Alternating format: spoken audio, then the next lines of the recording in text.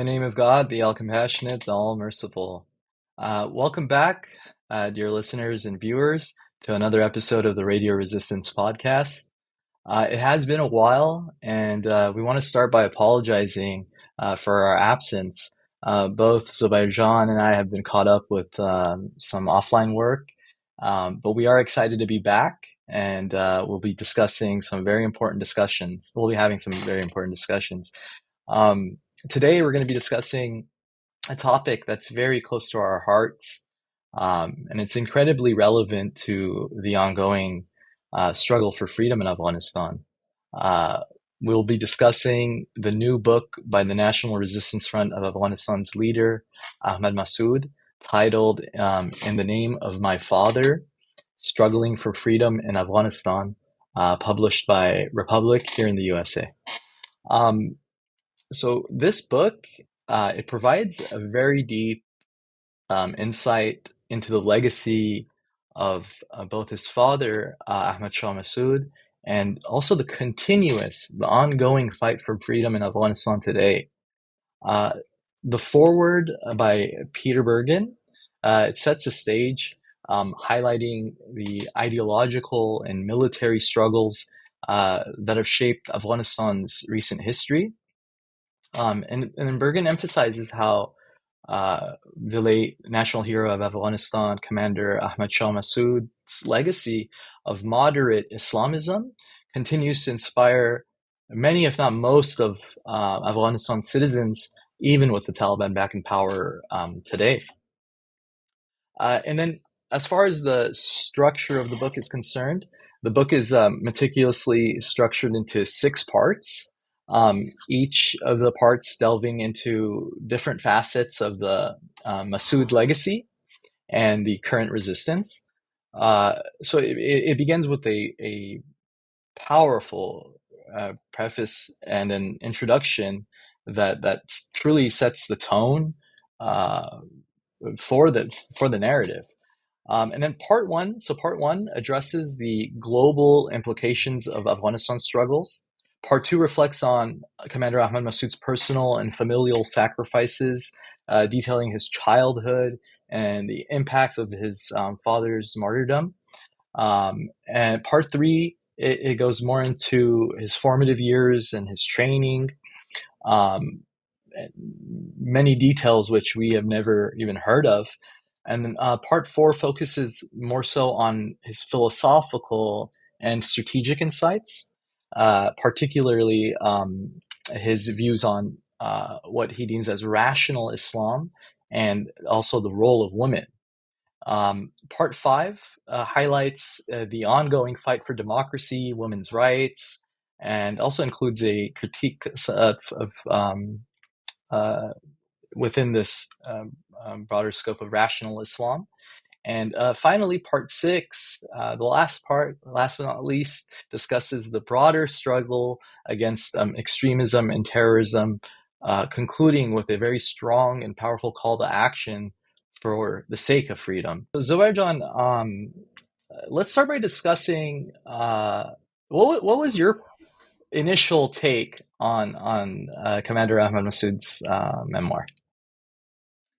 Um, I guess my initial take was the sort of personalness of the book is what stood out to me, right? That's what made me enjoy the book, made me connected with the book because I read it fairly, like I finished the book fairly quickly compared to other books that I've read. It's because it's so engaging, and I think that that human side that is portrayed, right? The style that this memoir was written, like consistently throughout the book, is it keeps you very interested in all the uh, personal elements of his life. For example, Commander Massoud talks a lot about the relationship that he had with his parents, right, with his father, and then he mentions his, the current relationship, the upbringing of his, his mother, and as well as his relationship with his sisters. He mentions his, relationship with his wife, these bonds, what the struggle that they all have been through together, right? Um, where people may think that, oh, he may have came from a place of privilege, but in reality, it's a real struggle. There's like, he's a real person that went through a journey that many people could relate to and could empathize with, due to having to leave his country and having to travel in different areas and go through his schooling and his military training. But at the same time, again, those anecdotes with his family members and all the, you know there's funny sides to it, and there's sad parts to it, and there's kind of exciting parts to it. And I think that's what kept me engaged with the book. That I think that's what made it unique to me. That it's not just historical facts, or the political critiques. It's just, while that's happening, there is that personal side to it. That's kind of what I guess enjoyed most. Absolutely. I completely agree with you, John. That perspective on the personalness of the memoir, it is what captured me also the most. Just like yourself, this is probably the book I've read fastest. And his ability, Commander Ahmad Massoud's ability to convey that human side of his story is what truly sets this book apart from any and all other books on the same subject and matter. One of those parts that you touched on that really stood out to me was how um, Commander Massoud describes the emotional weight of carrying on his father's legacy. I mean, this can be seen throughout the book, but especially in the opening chapters. And then, and when he discusses the immediate aftermath of his father's assassination, that was profoundly moving. Um, Reading his words describing the grief, the responsibility, and then the determination to keep fighting for Afghanistan's future. Um, as you mentioned, the portrayal of his childhood and his formative years in Panjshir Valley, that also did strike me as well. Um, and then just yeah, how Commander Masood shares, how his father's teachings weren't just about military strategy, but about compassion, resilience, and unity. These lessons truly come to life through those anecdotes, right? It makes as you mentioned, the reader like truly feel the weight of those experiences. Uh, yeah, this narrative isn't one just about sacrifice and struggle; it's about hope and vision as well, right? Uh, I think Commander Ahmad Massoud did just a terrific job at painting a picture of what Afghanistan, and an Afghanistan that can be, that could be, one where democracy, human rights, and rational Islam thrive. His reflections, as you mentioned, they show that behind every political or military action, there are real people with real emotions driving those efforts.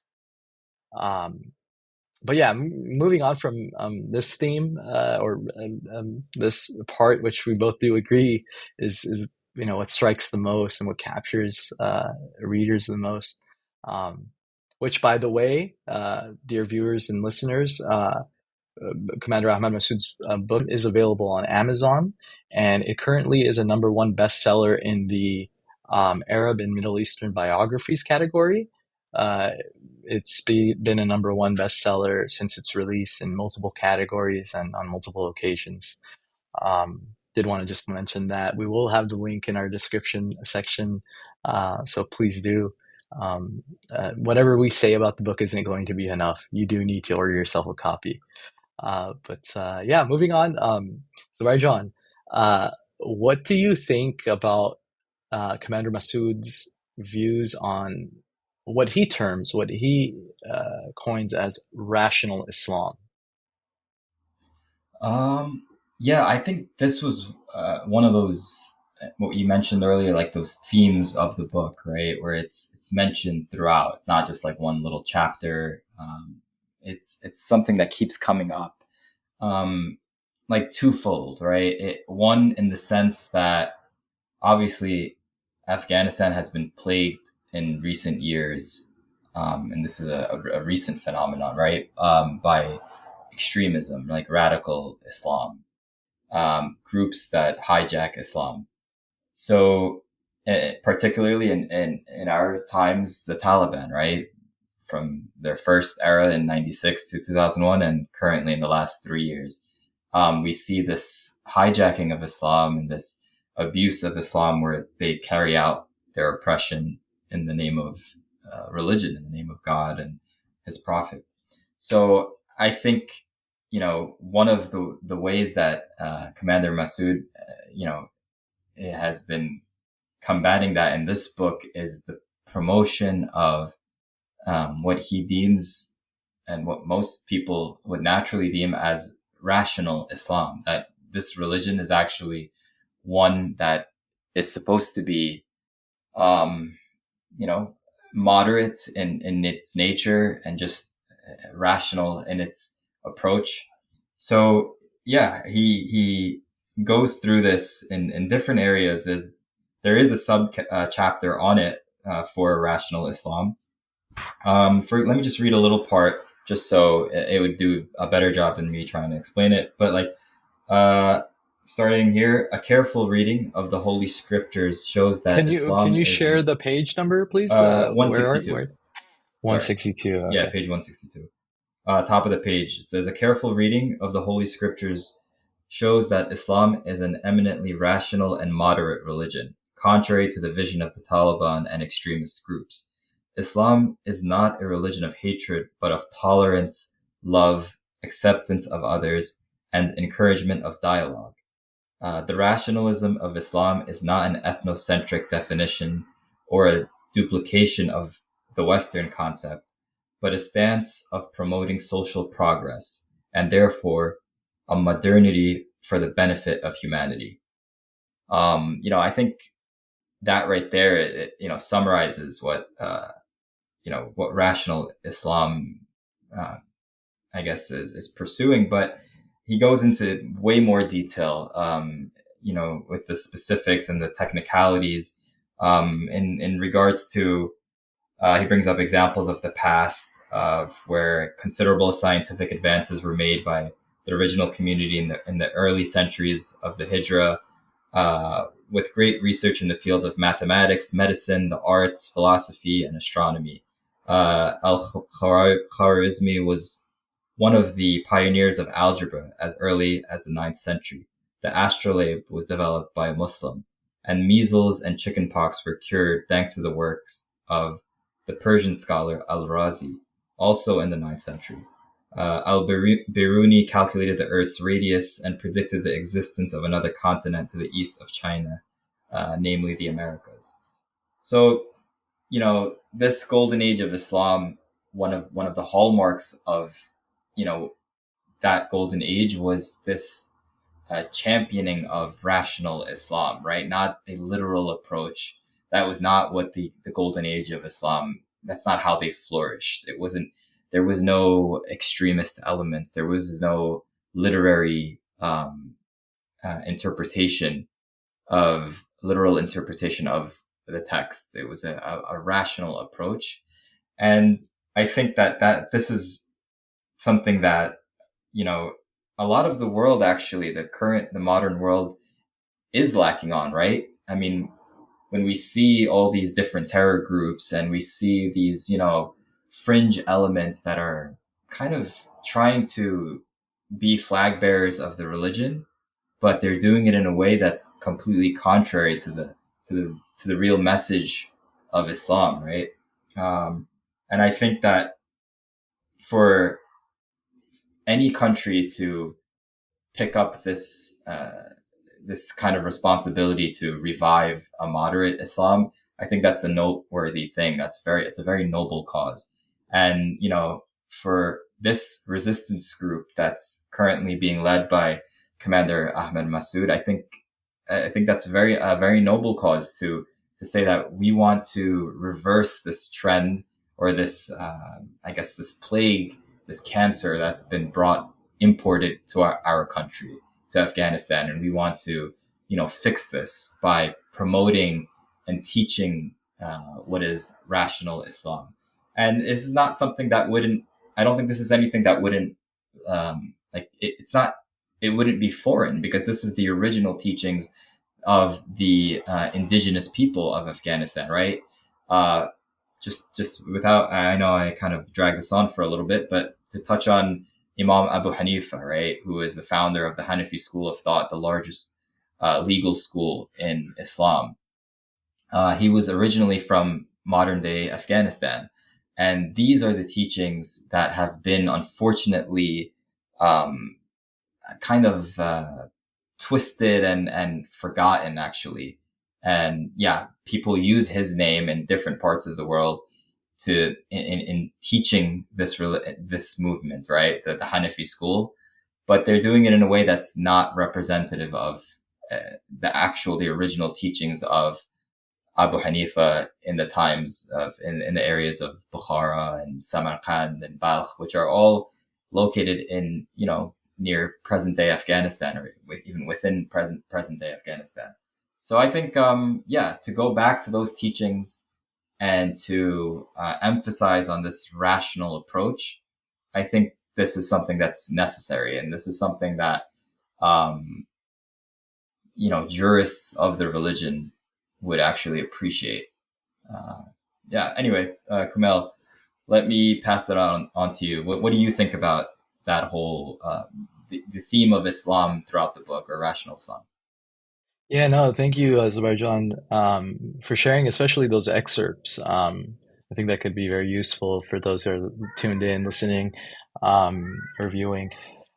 So, Commander Ahmad Massoud's concept of rational Islam is indeed profound. Um, his father, and the national hero of Afghanistan, Commander Ahmad Shah Massoud, he had a deep appreciation for poetry and the sciences, and as far as poetry, particularly in Persian and French, right? I think that this intellectual and cultural uh, uh, richness is what significantly influenced his understanding of Islam as well. And this can be seen in the book. There's a chapter in I think it's actually still in the but it's part two of the book. It's chapter "A Taste for Poetry," where Commander Ahmad Massoud shares, uh, experiences of together along with his father, sharing just anecdotes of how they would spend time together, reading poetry and learning. Um, yeah, and this must be said, that the late Commander Ahmad Shah Massoud, his love for Maulana's poetry, which emphasizes love as the essence of Islam, this is Rumi. particularly noteworthy. Uh, Rational Islam, as described by Commander Ahmad Massoud, it promotes this balanced interpretation of faith, which that values reason, but also compassion and inclusion. This stands in stark contrast to the Taliban, as you mentioned. And there was another. I made a bookmark here. It's on page 35 um, uh, of the book. And where Commander Ahmad Massoud, he says that the Taliban, moreover, imposed the most violent dictatorship against the various sects of Islam, Shiism, Sufism, as well as the moderate and rational Sunni schools of thought, in the name of their extremist interpretation of Islam that contradicts the principles and teachings of the religion. This sectarianism is everything we've been struggling against for decades. So, how I see things, John, I see that both the late Commander Ahmad Shah Massoud and Mm. his living legacy son, our leader, Commander Ahmad Massoud, their approach aligns more so with scholars like Chittick and poets like Maulana who argue that the core of Islam is about love. Well, that's what I took away from the commander's reflections on both his father's intellectual pursuits and their shared vision for this rational, loving Islam, this multidimensional religion that's not just strictly, canonical and iconoclastic, um, Yeah. but this Islam which it truly provides a powerful counter narrative to these extremists. Um, yeah, and well, considering this profound interpretation. Uh, how do you, Azerbaijan, think that this shapes Commander Massoud's like broader vision for democracy and freedom in Afghanistan? And this was one of the other themes that we wanted to discuss: the struggle for democracy and freedom being a theme that can be sensed and felt all, from the beginning till the end of the book. Yeah. Um, yeah. Well, since we're still on, I mean, you asked about how it ties in with that, right? Since we're still on this subject of rational Islam, I'm going to make the connection here, I think.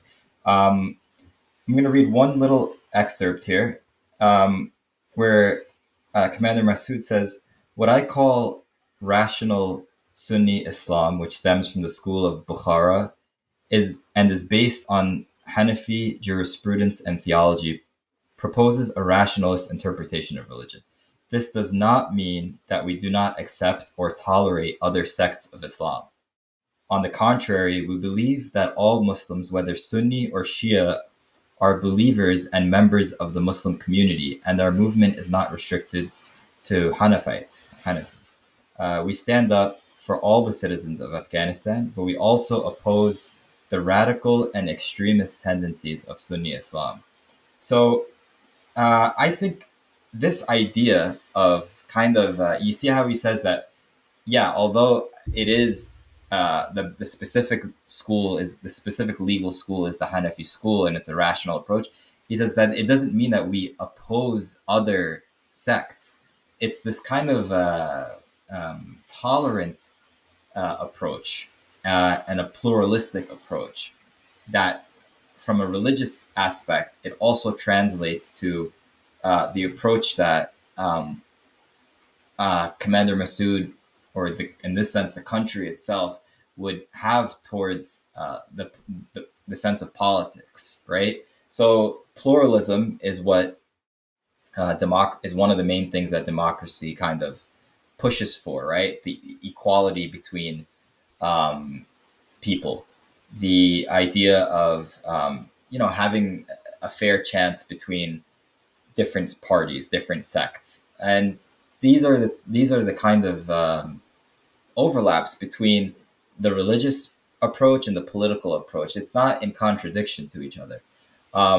When I think to answer, I guess, your question more directly, I don't think that the political approach, the quest for democracy, it doesn't contradict the original nature of the people of Afghanistan, right? Some people might think that, oh well, democracy is this foreign kind of idea that was imposed, and the people don't want that. But it's like no, no people in the world uh, oppose having equal rights, or oppose the idea of having representation in government, or it really, if you look at the teachings of Islam, the idea of shura, right, the idea of council, and even how the companions of the prophet, made their decisions, it's based off of really voting and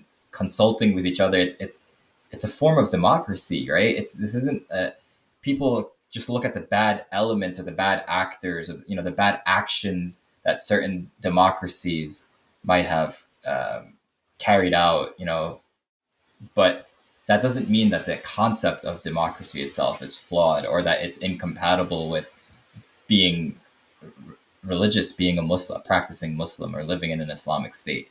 You can do both. And a lot of the successful Muslim countries in the world um, actually are practicing this. It's they have democracy. It's not a dictatorship. It's not a brutal tyranny. And at the same time, they are, practicing Muslims, and Muslims carry out every aspect of their faith. And I think that, so that's my take on, you know, uh, the quest for democracy and the political aspect of Islam in Afghanistan. Yeah, exactly, Azerbaijan. Uh, this vision of for rational Islam, it seamlessly aligns with, I think so too, with the broader goals for democracy and freedom in Afghanistan. There is no contradiction. By advocating for a faith grounded in reason and compassion, uh, as Commander Massoud, we see he paves the way for a society that does truly value human rights and inclusive governance, which is a part of uh, democracy and freedom as well. Yeah, for moreover, I think uh,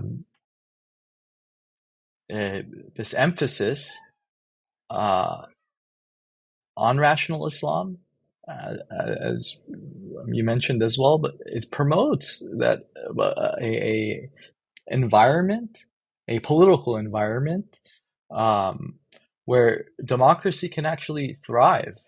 Uh, his approach rejects those extremist ideology, and as you read from the book, directly from the book, the aim here is to foster a culture of tolerance, which is essential for those democratic principles, which are also Islamic principles, to take root.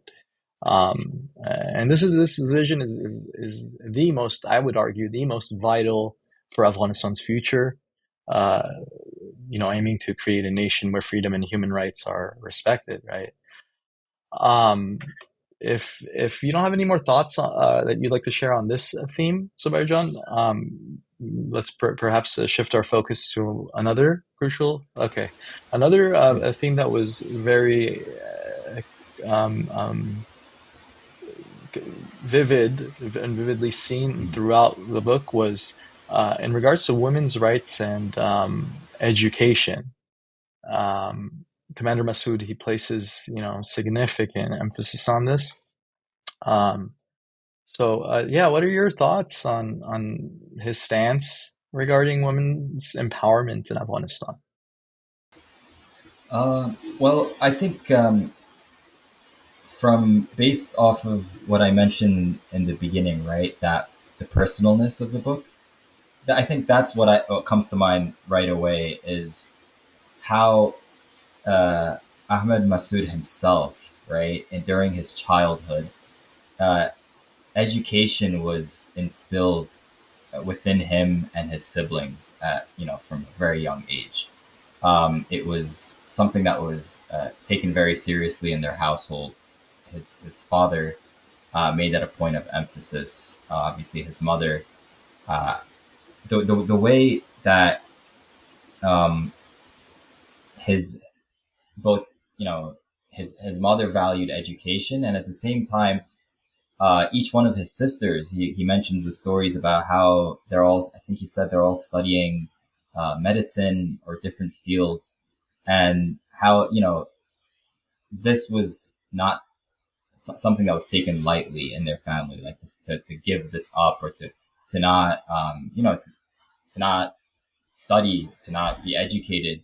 Whether, and he also mentions his wife as well, how she's on a firm believer of this. So they were raised in a household, and also just from a background where education, whether it's for girls or for boys, men and women should have that equal right in um, you know, seeking an education, and seeking, further goals and careers and things like that. So I think that when you grow up with these values, um, really shows what your policies are going to be if you were to be the ruler, or the leader of a movement, or the ruler of a country. That so, and this is in highlight, in contrast to, like, for example, to the Taliban, where they grew up in Pakistani madrasas, right, in tribal areas where they didn't see women. Growing up, the Taliban were in these sort of boarding schools, in the tribal belt. Just being all they saw was a mullah who taught them a narrow, twisted interpretation of Islam, and they didn't really have the chance to even grow up, to have a full childhood with their sisters, with their mothers, and the things that they were being taught anyway. They were taught that the women should stay at home, that girls shouldn't have an education. So, you know, obviously groups like the Taliban have no concept or no understanding of education and women's rights. And we have people who also are from Afghanistan, or who are actually from Afghanistan, that grew up in the country, that have the values of Islam and the cultural values in Afghanistan, but education was always part of that, and women's rights and participation was always part of that. So yeah, that's just kind of my take on the question. Yeah, absolutely. Uh, I think, I mean, I fully agree with you, Zahirzan. And we can see that in the book that it was these values, that value which and that commitment to education, which you mentioned, it was instilled by both of his parents, right? Um, we hear a lot about the late commander Ahmad Massoud, and we're familiar with his legacy, with those anecdotes in respect to his mother as well. It's a powerful testament to his vision for Afghanistan. The fact that both he and all his sisters were raised with that strong emphasis on education. Um, yeah. And then, Commander Massoud's advocacy for women's education, I think it's the most direct challenge to the Taliban's oppressive policies. Um, we can see that he clearly understands that educating women is crucial for the country's development. Empowered, educated women can drive societal change. It can contribute significantly to the economy and foster a more equitable society. And this, we can see that this is the commander's thoughts in his memoirs. This stance on women's rights and education isn't just about the equality, but it's about building a more stronger, more resilient Afghanistan. And so this is laying out the groundwork, right, for a democratic and free society where everyone does have the opportunity to thrive. Yeah. Um, yeah. Shifting gears a bit, Zorajan, let's maybe talk about something. I just opened the book literally, and we did intend on discussing this theme as well, but um, I just saw something in relation to this as well. But the mistakes that were made by the Islamic Republic of Afghanistan Yeah. over the past 20 years.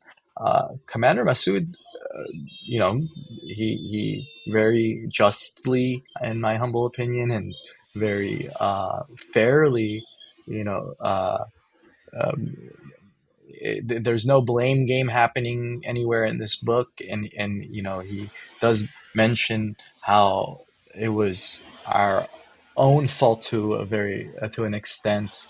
Um, but yeah, what are your thoughts on Commander Masood's analysis of these mistakes? Sorry, well, Well, yeah, I think that kind of critique of the previous governments in Afghanistan, that's also something that throughout the book it's kind of mentioned in different parts, right? Because that's something that many people constantly ask about, right? Like, what went wrong in Afghanistan? How did the Taliban take over again? Like, how did this happen?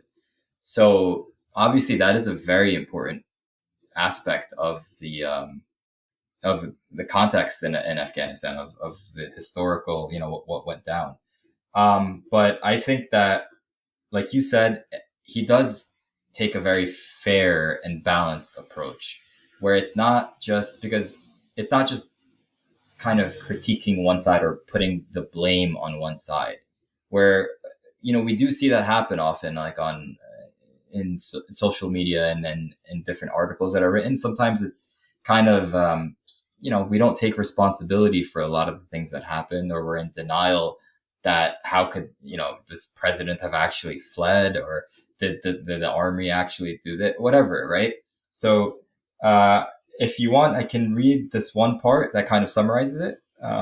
And he says, but serious mistakes, most of them were made from the beginning. This is on page 180, by the way.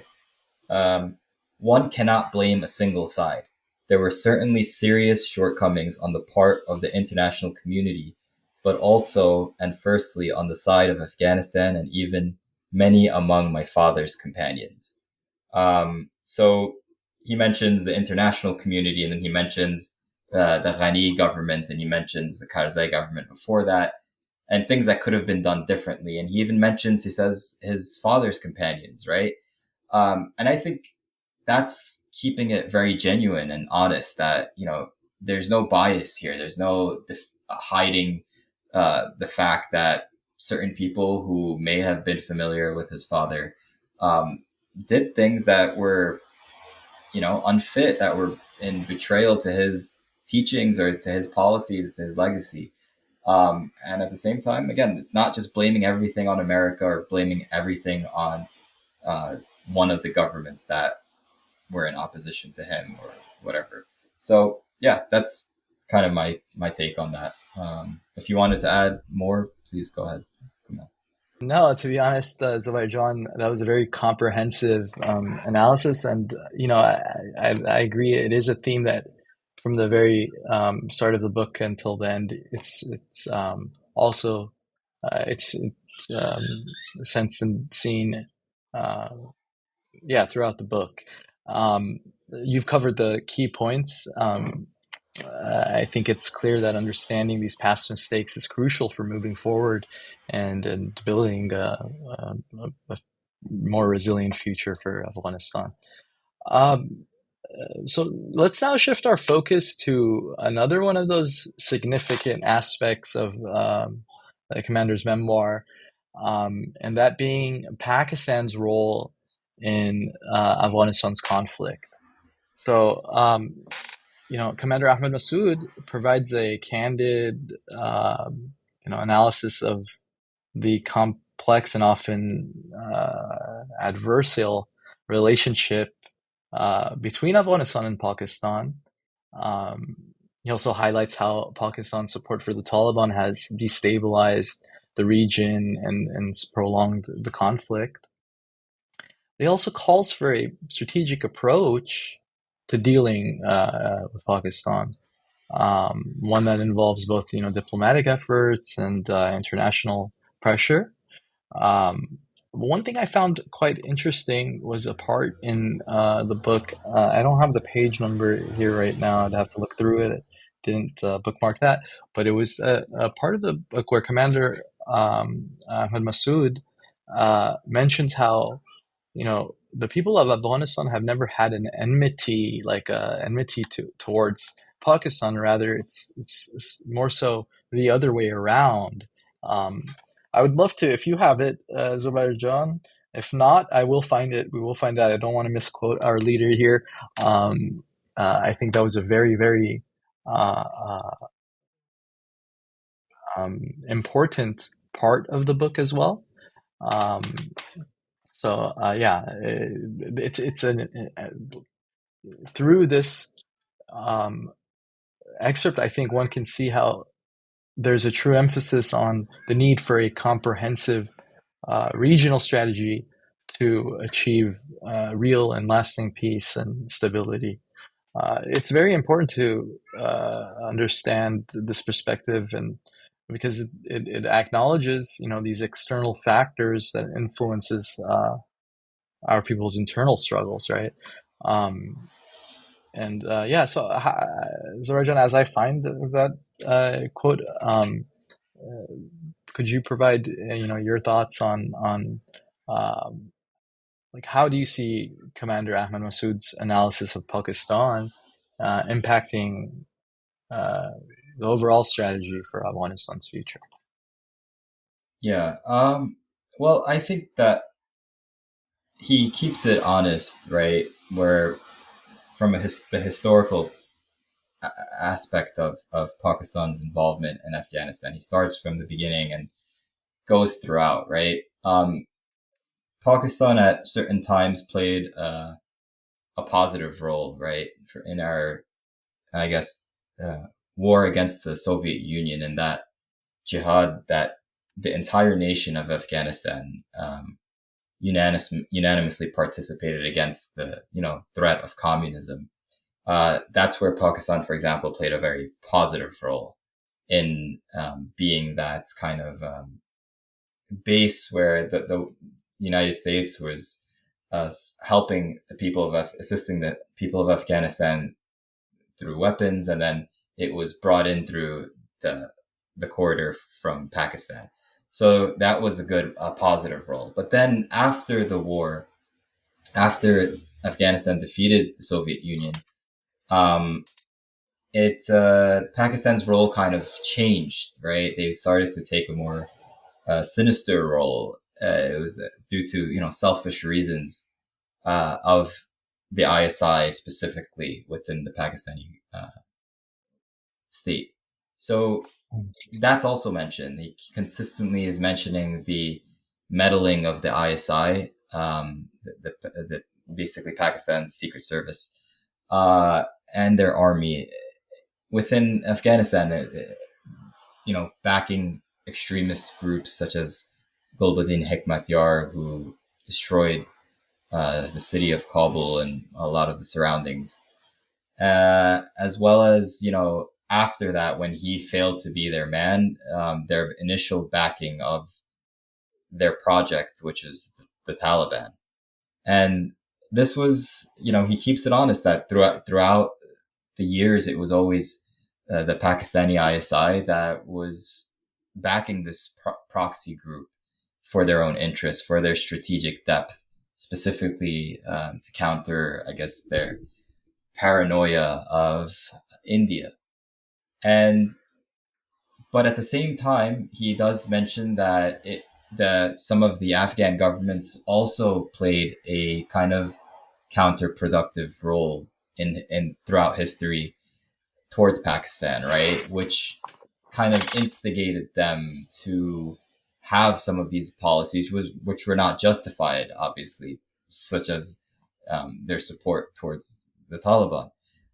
He said that, for example, and we see that today, that there's a lot of this instigation of like irredentist kind of policy that we're going to take your land, or we don't recognize this border, and we're going to destroy the, that country, Pakistan.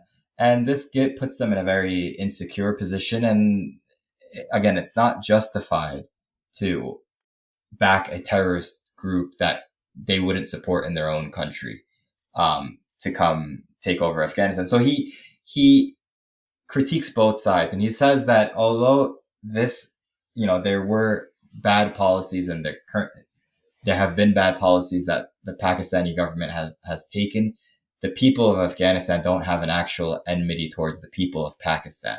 That the eventual goal should be, peace and good neighborliness and good diplomatic relations. So I found that did you find excerpt. that part? You want to read? Yeah, yeah. It was at the start of chapter three, and I think that it's just very eloquently said and put. Commander Ahmad Massoud is speaking about, well, the chapter is titled "The Line of Panjshir and the Taliban," and he's speaking about the '90s. And this paragraph, uh, well, I'll start from this section. He says, at the time, Kabul was in the grip of a civil war between various factions, a war fueled by many countries Pakistan in particular. My father and I have never and will never consider the Pakistani nation an enemy. The Pakistani people share many values with us, and throughout the 1980s and 1990s, Pakistanis were hospitable to our people. However, the Pakistani government, in particular the ISI, is to blame for providing instability over the past 34 years. We continue to believe that Pakistan can change and that we can build better relations with this country, relations based on our shared cultural and religious identity and on equitable economic interests. I found that to be very Yeah. insightful, and it goes, perfectly in line with what you were just sharing as your analysis. Yeah, because it's you can't have, especially when it's your next door neighbor, you don't want to have an enemy there forever. You don't want to have hostile relations forever because then you're never going to have peace in your country because they will always be funneling in these fighters, right?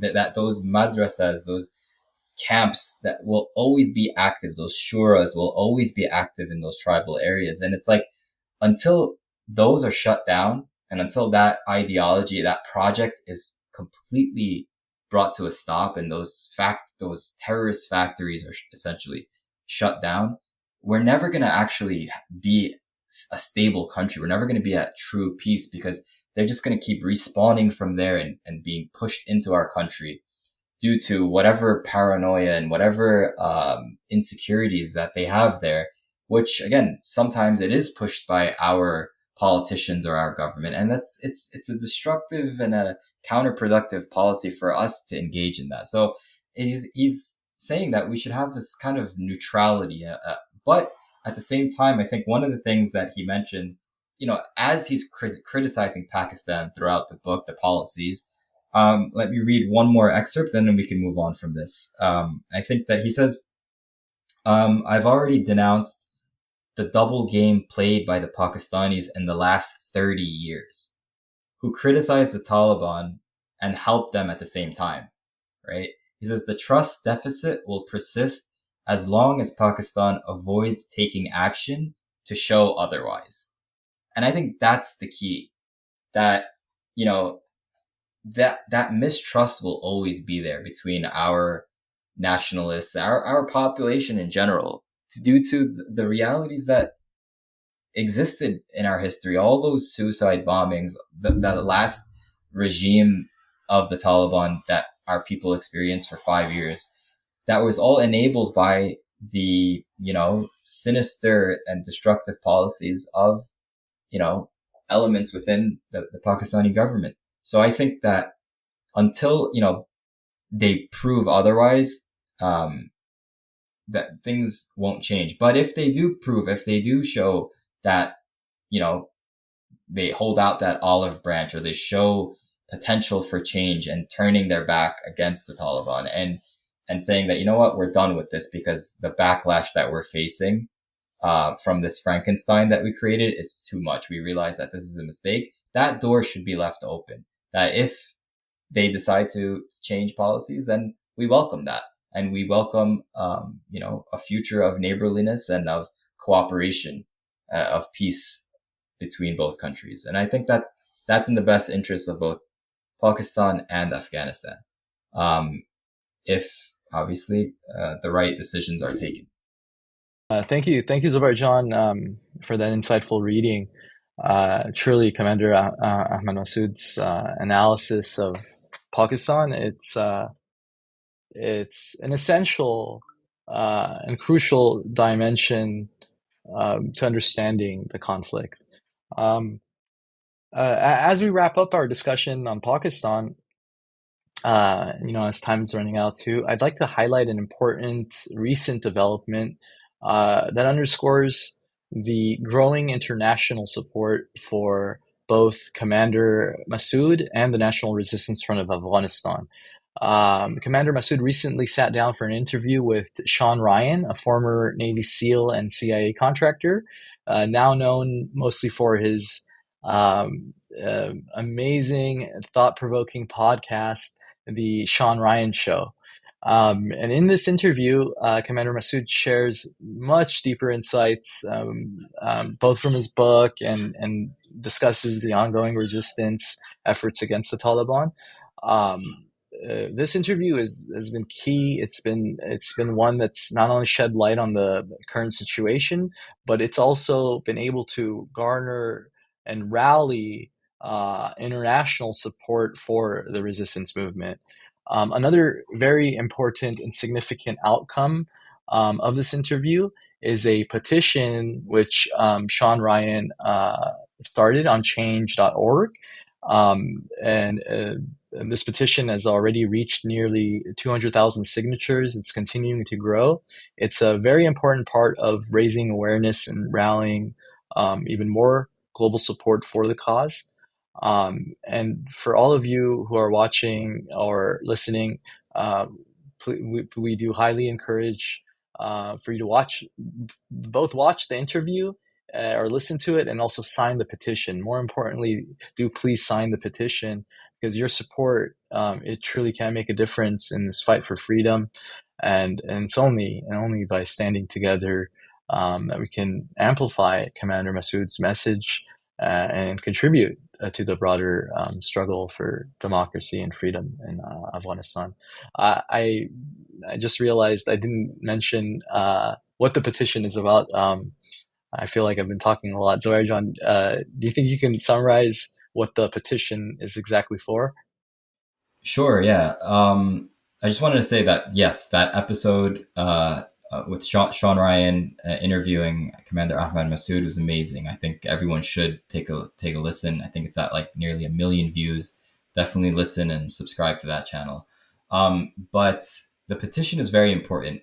It's basically what it's calling for is that the U.S. Congress is inviting Commander Ahmed Massoud to come testify before the U.S. Congress on the subject of the U.S. government currently funding, essentially funding the Taliban regime in Afghanistan, right? Nearly $40 million minimum is being sent to Afghanistan per week. The estimates range actually closer to even $80 million per week to the central bank in Afghanistan, which is controlled by the Taliban. So, Commander Massoud, it's important for him to come and explain the situation in Afghanistan and to tell the US population that our tax dollars are being sent in the millions to support a terrorist regime that is obviously oppressing the people of Afghanistan, holding back girls from education, and yeah, that this is unacceptable. So his story and his case needs to be heard, and he needs to definitely be here in the Uh, U.S. to make that case. Yeah. I read an article just today. I just pulled it up right now as well, Zohar John, as far as that figure or that number. This was an article in which an NRF member was also interviewed, and I believe, Mhm. but yeah, it was published today. 293 million in U.S. aid may have ended up in Taliban hands. This is from Sigar, uh, the top U.S. agency on Afghanistan reconstruction is the source for this. So that's a very alarming, very concerning. Um, yeah. So as we conclude today's episode, please remember that every signature and every voice matters in this fight. Thank you all for tuning in. We are excited to be back, and we look forward to more engaging discussions in the coming weeks. We do have some special guests lined up for y'all. Please don't forget to follow us on social media and share your thoughts on today's episode. And until next time, stay resilient and keep the spirit of resistance alive.